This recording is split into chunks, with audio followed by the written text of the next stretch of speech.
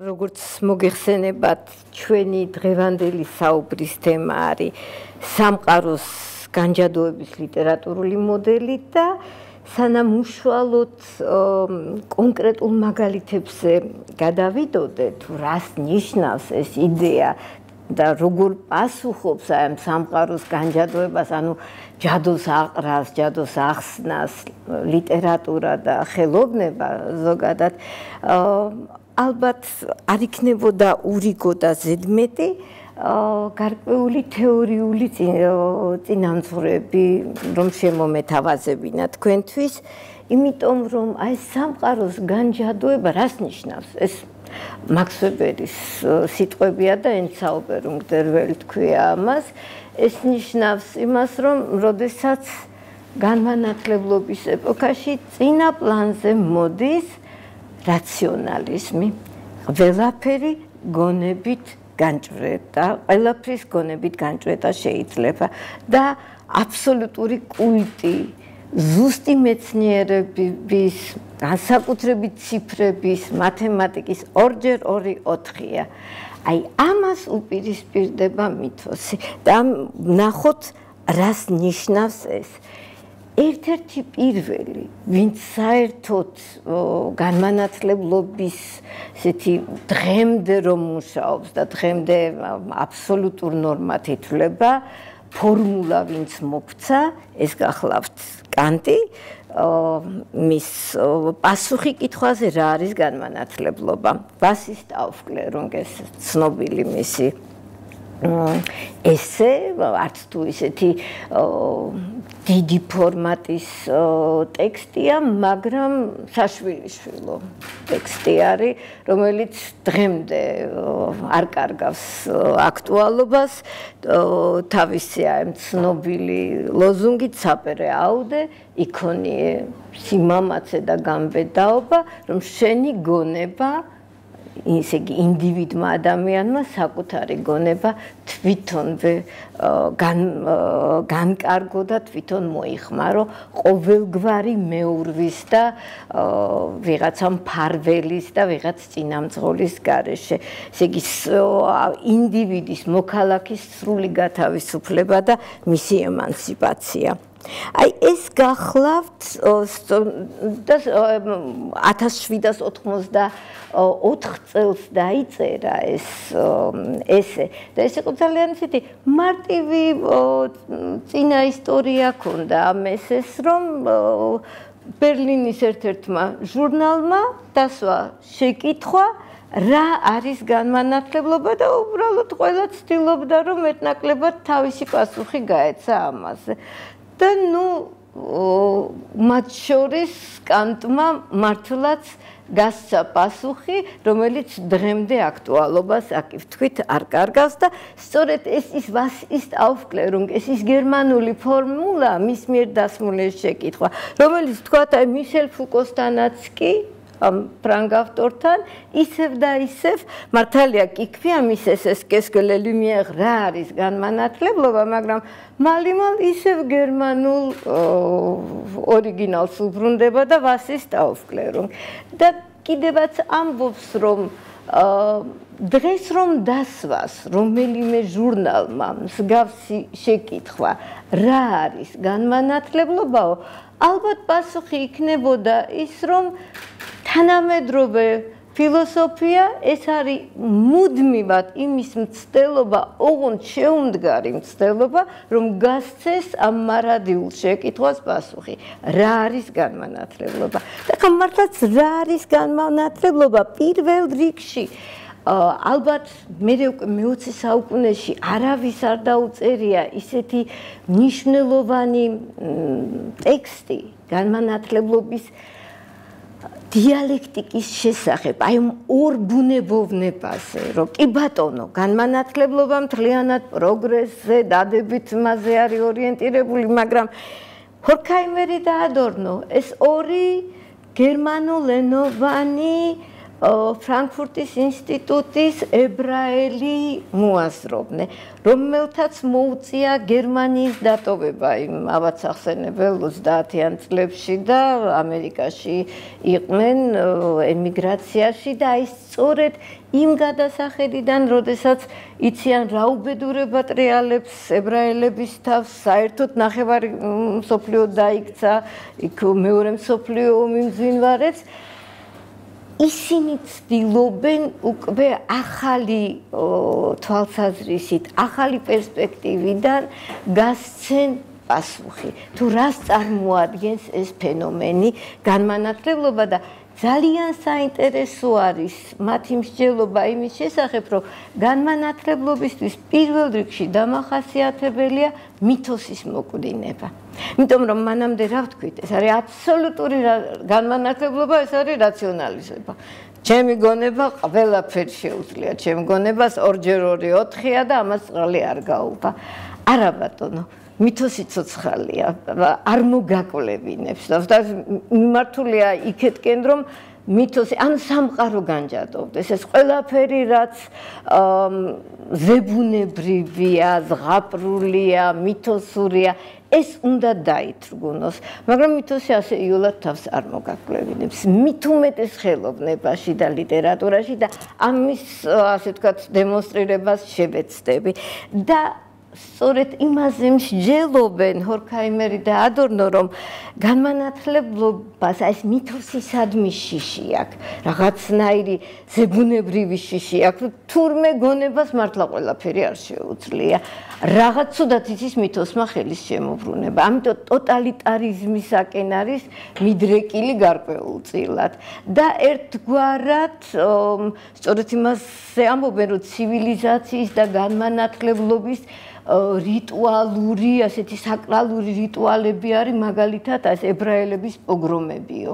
აი, როდესაც მათი დევნა და ამოწყვეტა და ის ხდებოდა, რომ როდესაც ცდილობ რომ დათრგუნო ის ვინც მთლიანად ჩვენზეა დამოკიდებული და ვერანაირად შენგან თავს ვერ დაიცავს. აი, ეს არის ერთ-ერთი მნიშვნელოვანი მომენტი და განმანათლებლობის პერიოდზე, როდესაც ვსაუბრობთ, ლიტერატურა ფაქტიურად ორი მიმართულებით მიდის. აი, ეს სწორედ ლელუმინიერ ფრანგების, რასაც ქვია, იქ ვოლტერი იქნება თუ მონტესკიე იქნება, აქეთ მერე უკვე ვაიმარის კლასიკა, ხო, იგივე შილერი თავის საბერძნეთის ღმერთებით, იქ აქ ძალიან კარგად, რომ სანამ ღმერთები უფრო ადამიანურები იყვნენ, ადამიანებს გაბდნენ, ისე ძველ ბერძნულ ღმერთებს გულისხმობს. ადამიანები უფრო ღვთაებრივნი იყვნენ და ამაზე აქვს მე ჰეგელს თავის ესთეტიკაში მთელი მსჯელობა განმანათლებლობაზე და შილერის მთელ პოეზიაზე აგებული. მაგრამ მივადექით ახლა სწორედ იმ მომენტს, საიდანაც იწყება და რაც იგულისხმება ჩემი ამ მოხსენების სათაურში და ვის ეკუთვნის ეს სამყაროს განჯადოება, ანუ ჯადოს ახსნა, ხალხურად რო ვთქვათ, ჯადოს აყრა, რა ვიცი, გაზეთებში ხო არის ხოლმე ეს ანონსი, რომ ავყრი ჯადოს, ახსნი ჯადოს, ხო. ანუ განჯადოება უფრო მეცნიერული ტერმინი რო მოვიშველიოთ. ეს გახლავთ მაქს ვებერის და მის ძალიან ცნობილ ნაშრომში მეცნიერება როგორც ხელობა, Wissenschaft als Beruf. და სწორედ იმაზე მსჯელობს, რომ რას ნიშნავს ეს მზარდი ახალ ეპოქასთან ერთად, აი ეს მზარდი ინტელექტუალიზება და რაციონალიზება. და ნუ ალბათ ხედავთ, რომ ეს არის სწორედ ან ცოდნა, ან რწმენა. აი იმისადმი, რაც აი წინაპირობების მიმართ, რაც ჩვენს თავს ხდება და ყველა საგანი, ყველა მოვლენა ამის ბერექნები. გამოთვლა და წინასწარ განჭვრეტა არის და დაუფლება არის შესაძლებელი.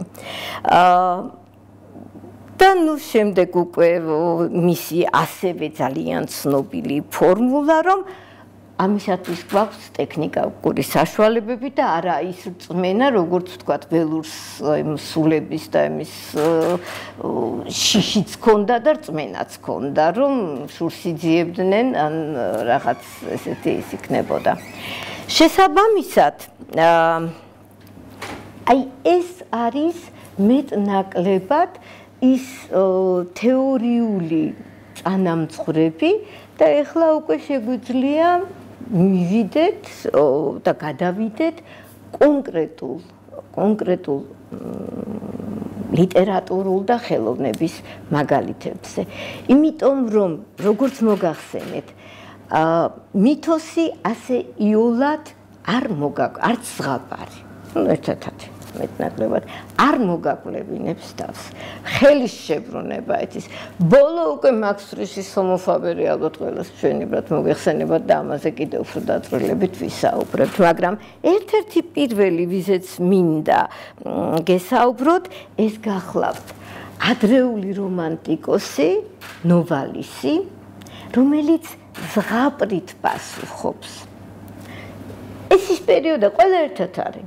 ერთ პერიოდში მოღვაწეობენ შილერიც, გოეთეც, კანტის იდეები, ძალიან ცოცხალი ჰაერში არის, მაგრამ ეს რომანტიკოსები. განსხვავებით სწორედ აი ამ განმანათლებლობის და კლასიკოსებისაგან, რომანტიკოსების იდეალი სრულიად სხვა არის. ეს არ არის აი წარმართული ძველი ბერძნული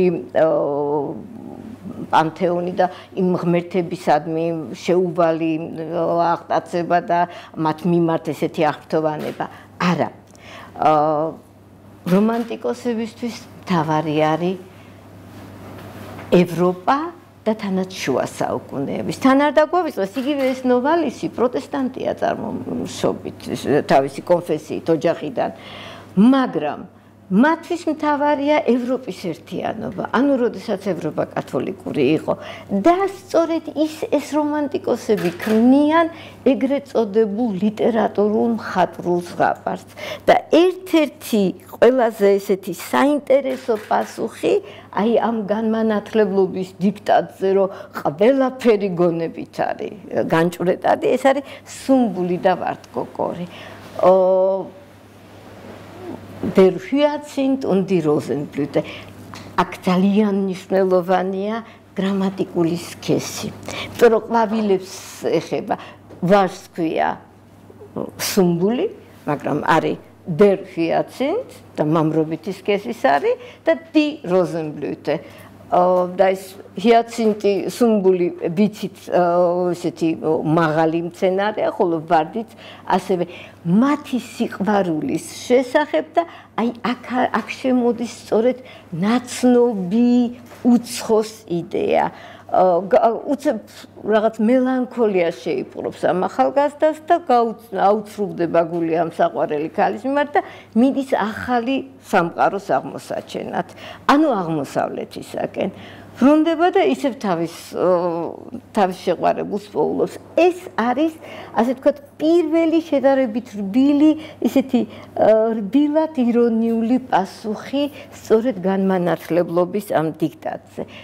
და ჩვენ გვაქვს მერე უკვე შემდეგ ეტაპზე უკვე გვიან რომანტიკოსის პასუხი, რომელიც ნამდვილად აღარ არის ასეთი რბილი, პოეტური, ირონიული, იქ უკვე სარკაზმია, იქ უკვე სატირაა. ეს არის ეტეა ჰოფმანის პატარა ცახესი. ეს არის სწორედ პატარა ცახესი აბსოლუტური მასხრად აგდება განმანათლებლური იდეების. იმიტომ რომ კეთილი რაღაცა სრულიად მახინჯი წარმონაქმნია ეს საცოდავის სახესი, რომელსაც რატომღაც კეთილი ფერია, გადაწყვეტს რომ უპატრონოს და ოქროს თმის ღერებს აჩუქებს და მოკლედ ყველას ეჩვენება რომ ეს არის სრულიად გენი და ყველაფერი ვინმე გენიალურ ლექს შექმნის ამ სახეს მიეწერება, ვიღაცა გენიალურად იმღერებს ამ სახეს მიეწერება, ყველაფერი საუკეთესო სრულიად დაუმსახურებლად მიეწერება სწორედ ამ სახეს და ფაქტიურად დაბრმავებულია სულ ყველა.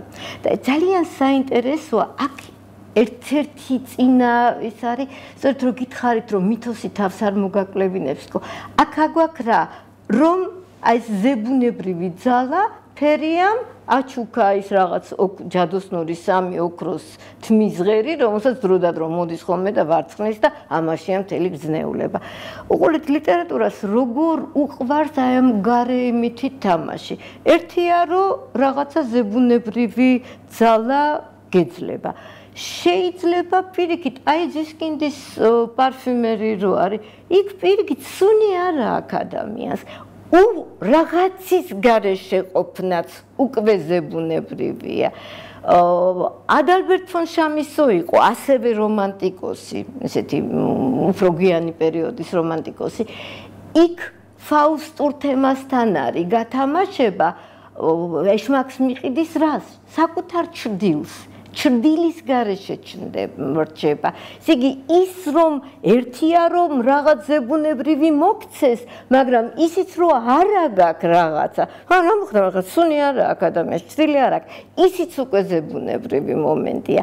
ესეც ერთგვარი პასუხი არის და გამოწვევა განმანათლებლობის 2x2 არ არის 2x2 სხვა რაღაცაც არისო და შესაბამისად სახესის შემთხვევაში ეს სახესი რომელიც მართლა სამარაჯამო სახეს შექმნა და ძალიან უყვართ ხოლმე პარალელები გაყავთ ძალიან ხშირად პოლიტიკურიც და ასე შემდეგ მართლა მარადიული თემა არის და მარადიulis სახე არის ამ სახესის რომ როგორ ხდება არსი და გამოვლინება როგორ გაჩვენებს თავს რა არის ის ძალა აი ის ოქროს სამი ღერი ან ჩრდილის ან სუნის უქონლობა რომ აი რეალობას მართლა არსი რაც არის იმ მოვლენის ამ პიროვნების ან ინდივიდის უცებს სხვაგვარად რომ გამოგივლენს და სხვაგვარად რომ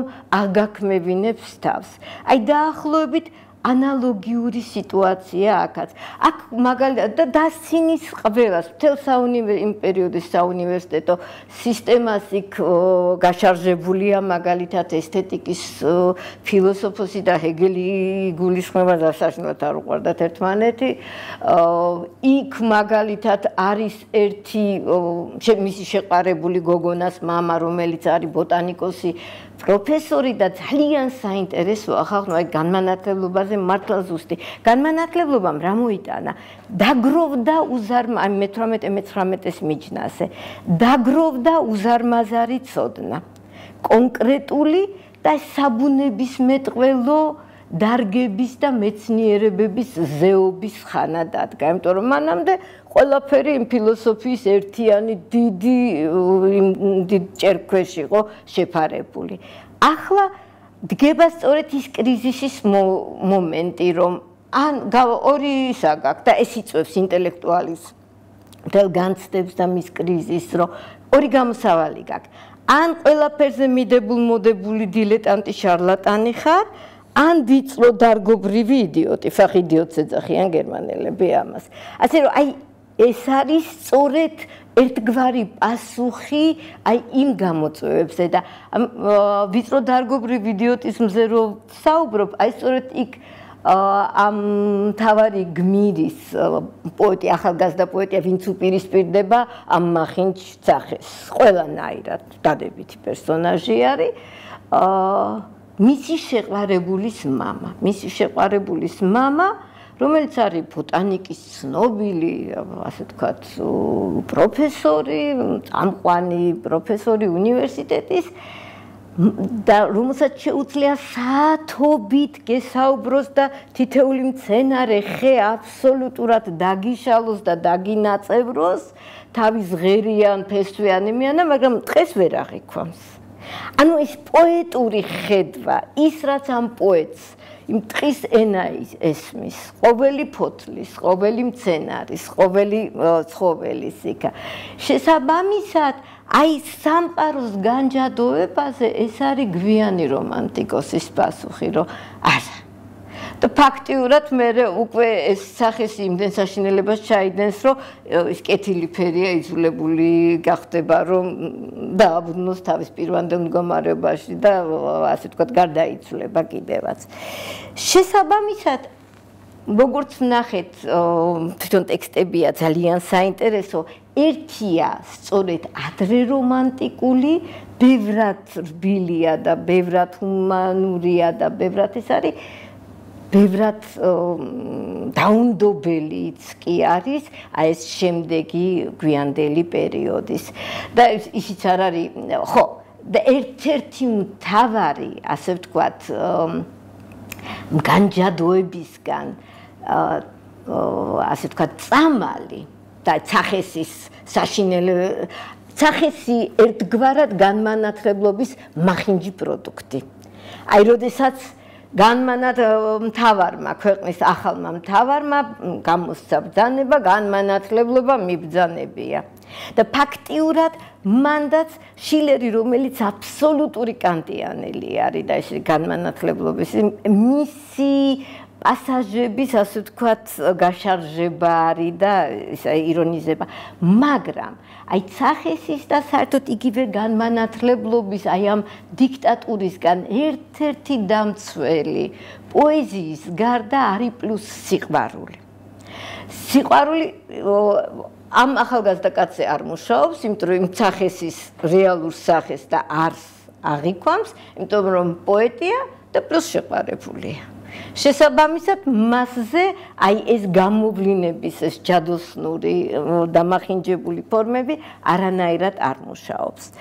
შემდეგი რაზეც მინდა გესაუბროთ ეს ერთია რომ როგორ ხდება სამყაროს აღქმა და თუნდაც ბუნების აღქმა რომანტიკოსების მხრიდან, მაგრამ აი ჰუგო ფონ ჰოფმანსტალი უკვე ბევრად გვიანდელი პერიოდის მწერალი გახლავთ ავსტრიელი არის აი ფენდესიეკლს რო ეძახიან ფრანგები მე-19-მე-20 საუკუნის საუკუნეთა მიჯნის ეს არის პოსტმოდერნიზმის ერთ-ერთი ყველაზე ესეთი წარმომადგენელია და მასთან ძალიან საინტერესოა ენაში როგორ მუშაობს ენისადმი კრიტიკული დამოკიდებულება.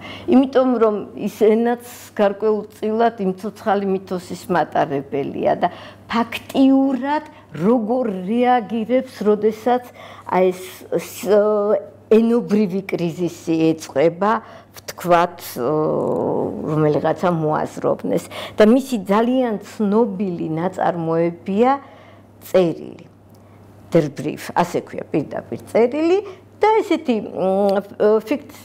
ფიქცია არის, რომ მოკლედ ახალგაზრდა კაცი, ლორდი ჩანდოსი წერს წერილს, არც მეტი, არც ნაკლები, ფრენსის ბეკონს. ბეკონს, რომელიც ემპირიზმის, პოზიტივიზმის, ყველაფერი აი მის, ასე ვთქვათ, განსახიერება და ებოდიშება, მისი წერილია. აბსოლუტურად ფორმა ყველაფერი დაცულია, ვითომ მართლა წერილი არის და იქ ადგილიც, გაგზავნის ადგილიც, წერილიც, თარიღიც, ყველაფერი ზუსტად შენარჩუნებულია. და ეს არის მთლიანად ერთგვარად მისტიკოსის მდგომარეობა მისტიკის გარეშე. რომ ეს არის მისი პირველი მდგომარეობა შეშჩივის, რომ კი ბატონო დავიწყე ასე კარგად, ასე წარმატებულად და მე დავდუმდი. ნეგატიურ თეოლოგიაში სწორედ ეს არის. და მისტიციზმის მთავარი არსი რა არის? აი უნიო მისტიკა რო შედგეს, ანუ ღმერთთან გამთლიანება რო შედგეს.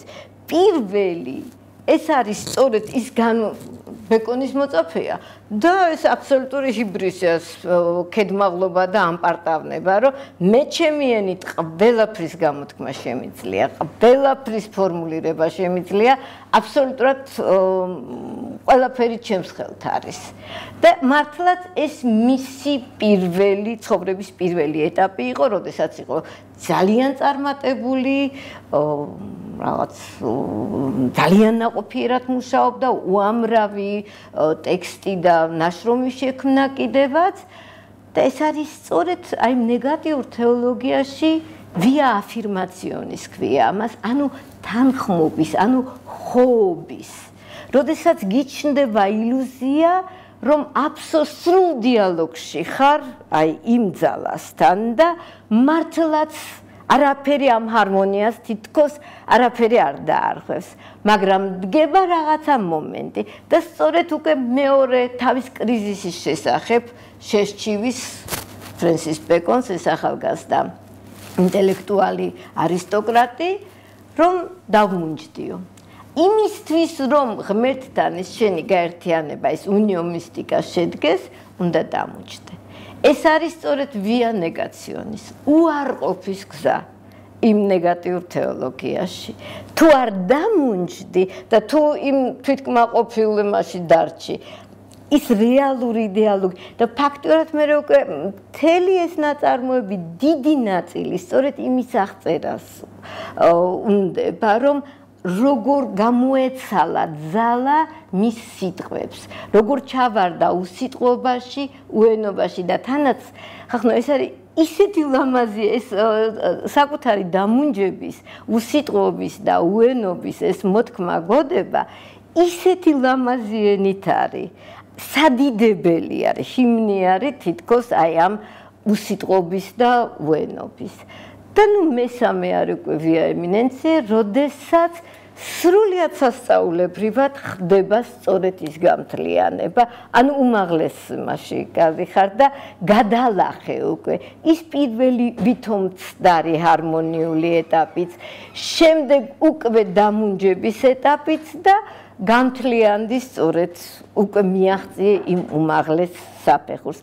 აი ეს ერთგვარი პასუხი არის უკვე ენის ფილოსოფიისა და ენობრივი სკეპსისის სახით ისევ და ისევ განმანათლებლობის აი ამ პარტავან ქედმაღლურ ამბიციაზე, რომ მე ყველაფერი შემიძლია. თურმე არ შეგიძლია. არც ენის თვალსაზრისით, არც ისე. და ბოლო მაგალითზე ვისაუბრებ, ეს არის უკვე მაქს ფრიშის ჰომოფაბერი, რომელიც ალბათ ყველამ იცის, აქ უკვე კლასიკური მაგალითი არის, თუ როგორ იძიებს შურს მითოსი. როგორ მძიმედ იცის ხელის შემოbrunება მითოსმა.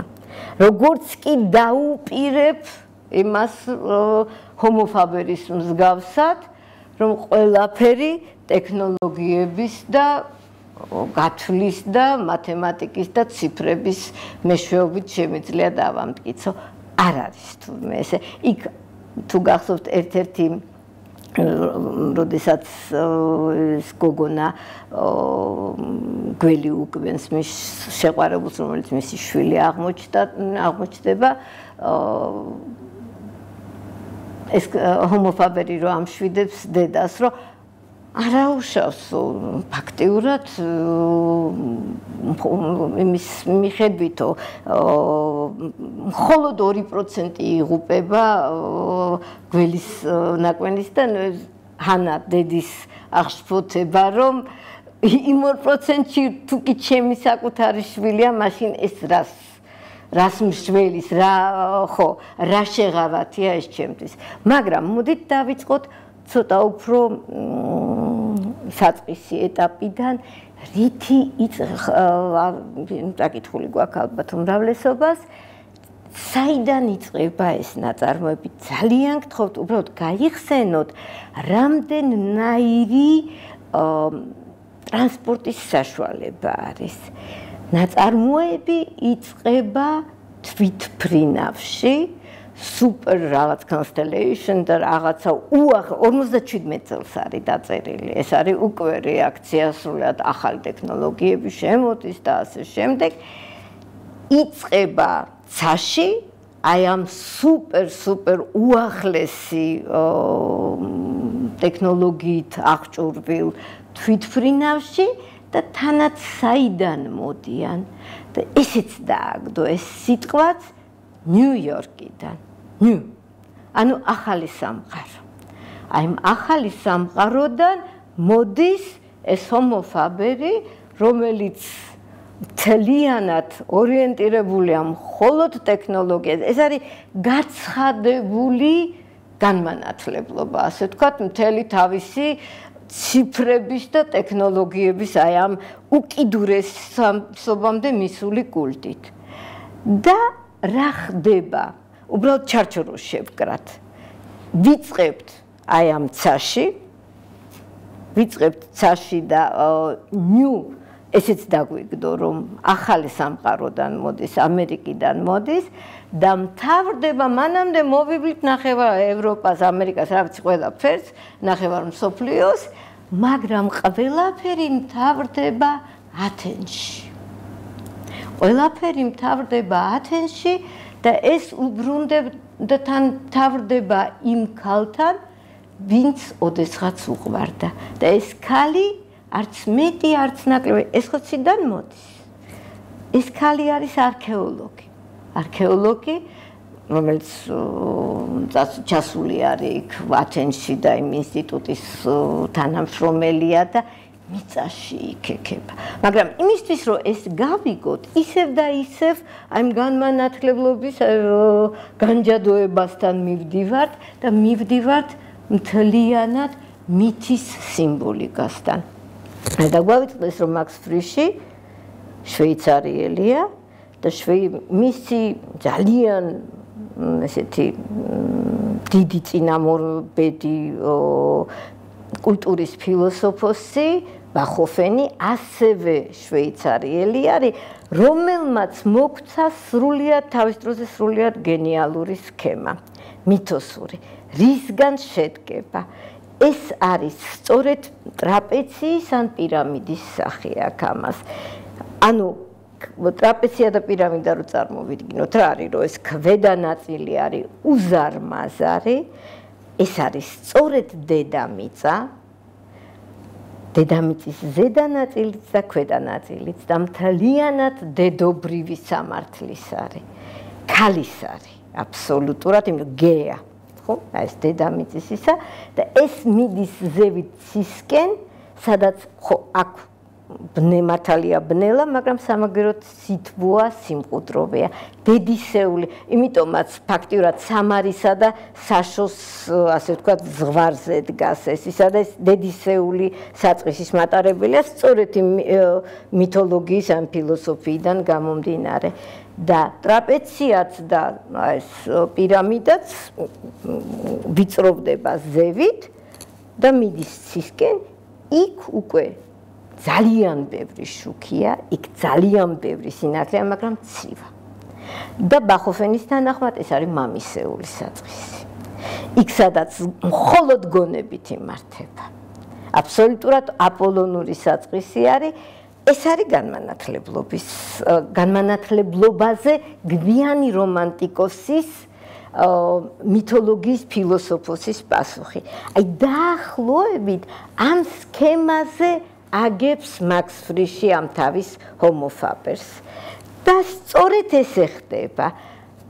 აი ამ ეს კაცი, რომელიც მართლა იმასაც კი არ ცნობს, რომ კალმისტრით დაწეროს, ხელით დაწეროს, რომ მხოლოდ ჰერმეს ბეიბი ქვია მის საბეჭდ მანქანას, მხოლოდ საბეჭდი, აბსოლუტური გაუცხოება აქვს. აბსოლუტური გაუცხოება აქვს ყველაფრის მიმართ, რასაც ქვია კულტურა.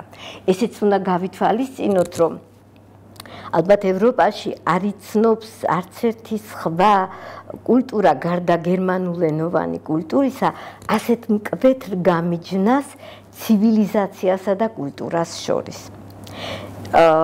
ცივილიზაცია ეს არის უკვე სწორედ აი ამ ტექნოლოგიების, აი იმ ზუსტი მეცნიერებების, ანუ კულტურის კვდომის ეტაპი. მაშინ, როდესაც კულტურა ეს არის მთლიანად ცოცხალი მითოსის მატარებელი. და აი ამ ბახოფენის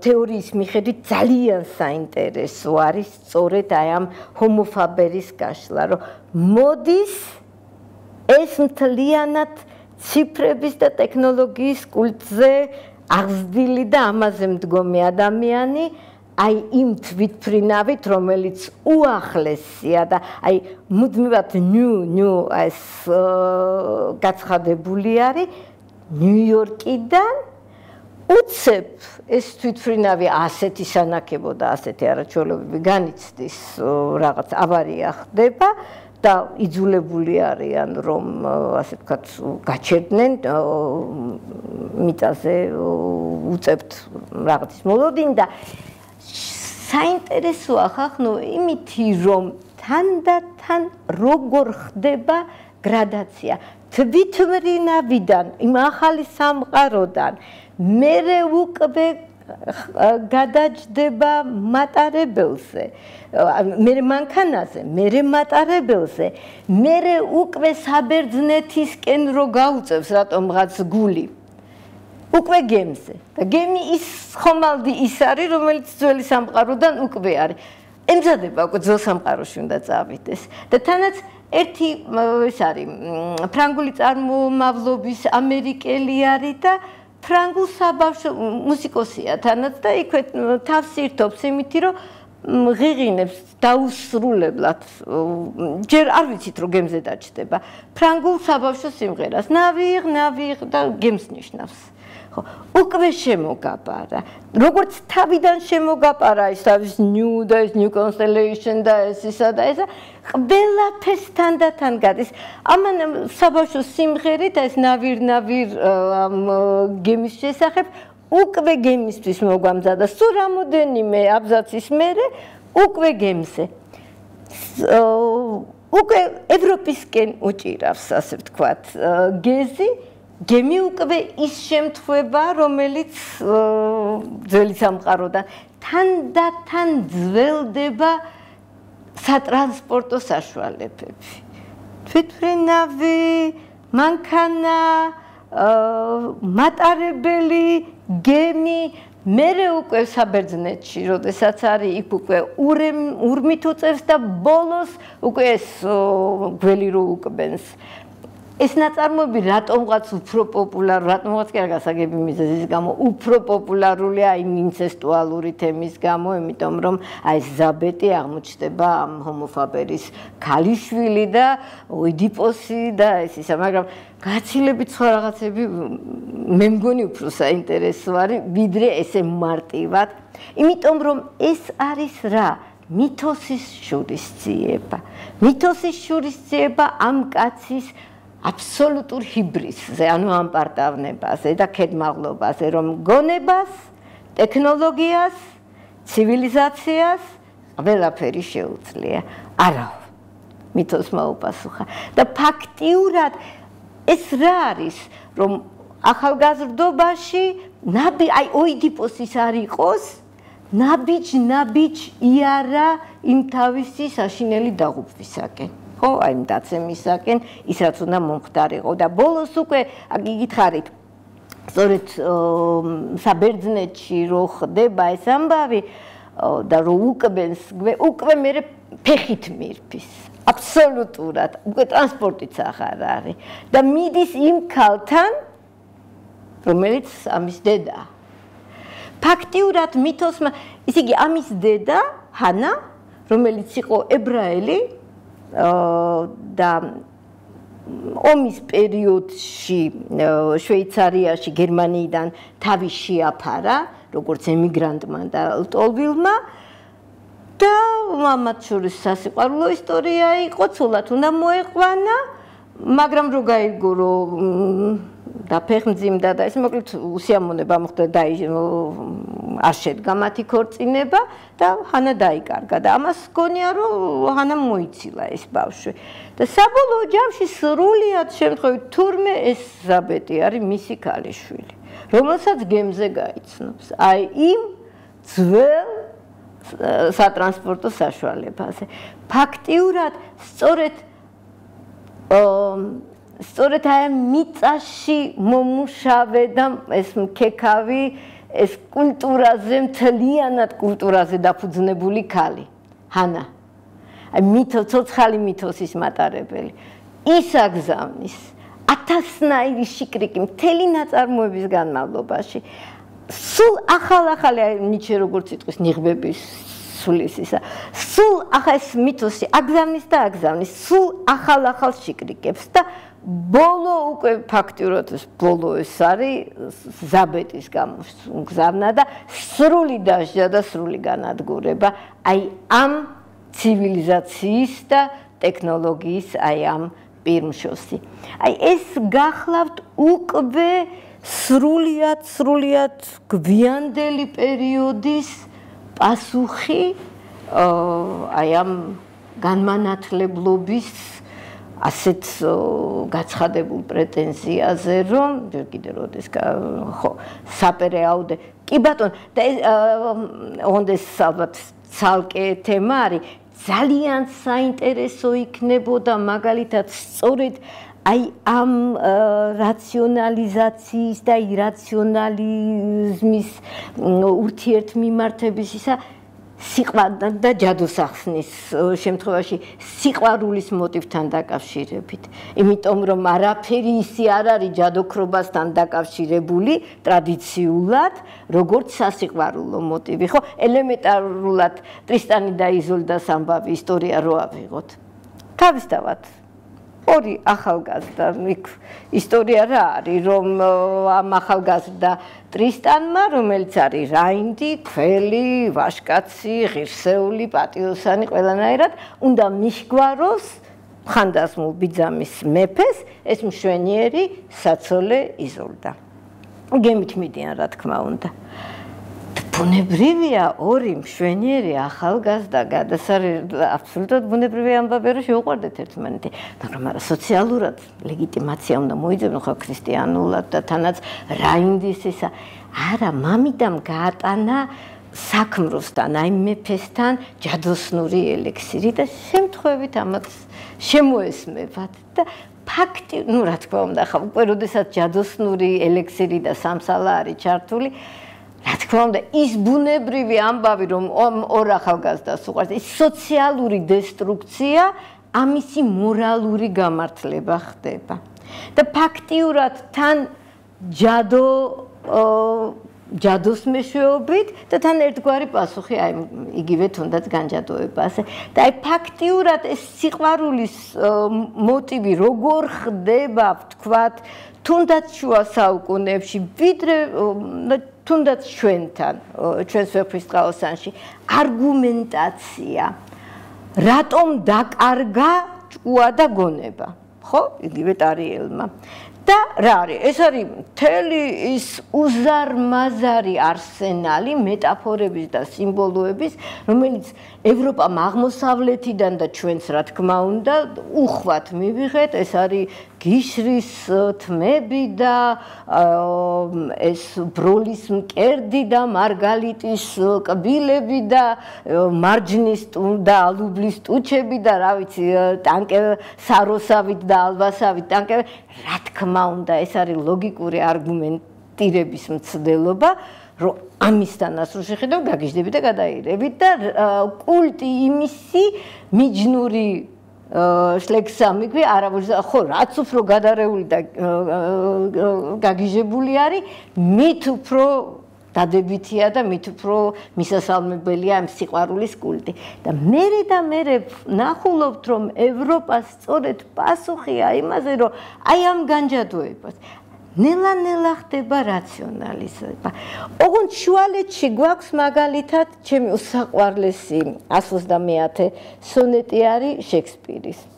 ალბათ თქვენგან საკითხო. თავის სატრფოს რო აღწერს. ჩემს სატრფოს არ აქვს მარჯნის ბაგენი, არც მისი მკერდი არ არის თოვლივით თეთრი, არც ის არის. იგი პარადოქსალიზაცია ხდება. მაგრამ მე არ ვიცი როგორ დადიან ქალღმერთები, მაგრამ ვიცი რომ ჩემი სატრფო დადის დედამიწაზე. აი იმ ასე ვთქვათ ლეგიტიმაციის მერე არგუმენტაცია რომ ამიტომ მიყვარს და ამიტომ გიждები რომ ალვისტანი აქვს და გიშრის თვალები და რა ვიცი მე ასე შემდეგ ყორნისმა ხო აქ ხდება პარადოქსალიზაცია. არც ეს აი ნეგაციით მუშაობს. არც ეს მიყვარს. ვიდრე მე უკვე შილერზე ამდენი რო გელაპარაკეთ, იქ არის უკვე სრული რაციონალიზაცია. რომ არა აი ეს კულტი შუა საუკუნეების კულტი რა არის? ეს ასე ჯადოსთან ასე დაკავშირებული თანაც და აი ამ თელ აღმოსავლურ ამ მეტაფორებთან და სიმბოლოებთან. რაც უფრო ჩვენი ტარიელის არ იყოს, რომ კაცი კაცსა შემოტყორწნა და რაც უფრო დევგმირია და უშიშარია და მოკლედ გაწყვიტა და გაგლიჯა ყველაფერი, მით უფრო შეუვალია ფიზიკურად აი იმ სუსტი სულ ერთავად სუბნედა და ეს რომ მით უფრო ევროპულ ლიტერატურაშიც ასეა და ჩვენთანაც ხო მით ფიზიკურად მით უფრო სუსტია აი ის ბანოვანი მაგრამ სამაგეროდ ერთი წარბის აწევა საკმარისია და ის გიჟად დარბის დღე შესაბამისად აი ამის სიცვლილება ხდება შილერთან გვაქვს აი ამ შუა საუკუნეებრივი კულტის დანგრევა რომ ეს არის ხუშტური აი ბანოვანის წაშეები ხო არა რაც იმიტომ მოდის მე უკვე სრულიად სხვა ტრადიცია თუნდაც მაგალითად ინგლისურ ლიტერატურაში ჯეინ ოსტინის ხო მაგითი განსხვავდება ევროპული კულტურები ერთმანეთისგან ფრანგული რომელიც აი შუა საუკუნეების მოდელზე არის მე მალე მოვჩები ხა დაგხალეთ მე მგონი ამ მოდელზე არის მთლიანად დამყარებული ეს არის იდეალი და კულტი იმისი რომ რაინც უნდა უყვარდეს მშვენიერი ბანოვანი ოღონდ არავითარ შემთხვევაში ის მისი ცოლი არ უნდა იყოს ოჯახი კლავს სიყვარულს ეს არის ფრანგული იდეალი, იმიტომ დღემდე მუშაობს, ფრანგული ლიტერატურის ერთ-ერთი უმთავრესი და usაყვარლესი თემა ეს არის ადულტერის თემა, მოგეხსენებათ, სულ სხვადასხვა ფორმით, მოკლედ ის რაც მაგალითად ჯეინ ოსტინთან გვაქვს, აი ეს პარტნიორობის, იგივე თუნდაც დიკენსთან, ხო? ჯეინ ოსტინთან რა არის? კარგად გათხოვების სტრატეგია, რომ იყო პარტნიორი.